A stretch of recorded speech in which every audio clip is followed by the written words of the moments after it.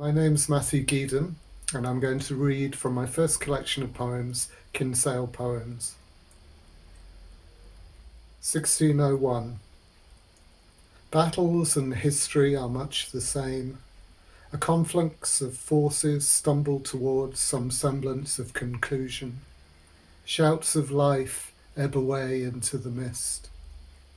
Histories are born of the base need to make sense, to explain away the bitter taste, the rough tongue, and the weariness of the morning after. It's all a haze.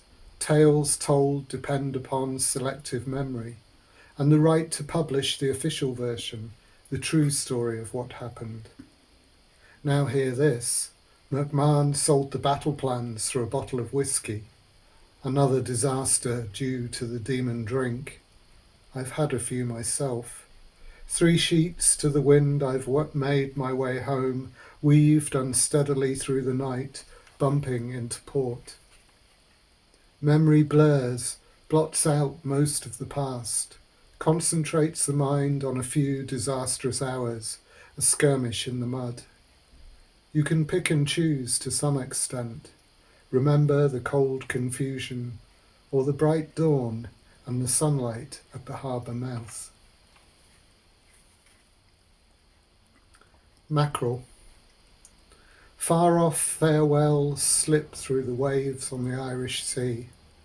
The mackerel months spent riding storms, foreign fleets swell the pockets of the town, brisk bargains on the water. Pack your memories with ice. It's a long way home. The poet returns with his catch for Desmond O'Grady.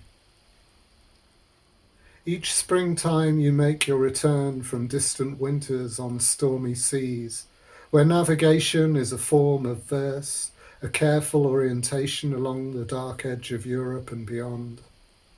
The time has come to see the hook of harbour once more, to forsake the coffee bars once a refuge, and mull over the winter's returns. This town where you spread your lifetime's catch stands witness to death from overseas, but do not forget the rest of us, in the dark and struggling with a fish or line of verse. Every lifelong odyssey has its verse, each cadence captured only once. You have cast your net into dark, brooding oceans and annually returned with glimpses of jewels from strange seas and fishermen's tales of the best of times. This trawling tradition connects us to times long since disappeared beneath the waves, to verse hauled in from the depths of ancient seas.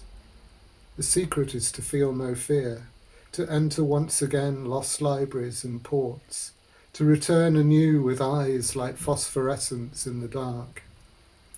Pound knew the value of scanning the dark ages, culling versions of a different time, until he too began to sink, to return to the past and not come back, his verse all that remains. Desmond, more than once I've heard you tell of those ice-cold seas. In this pub, where Selkirk set out for unknown seas, you speak to me of the memory of darkness and the need to seek light.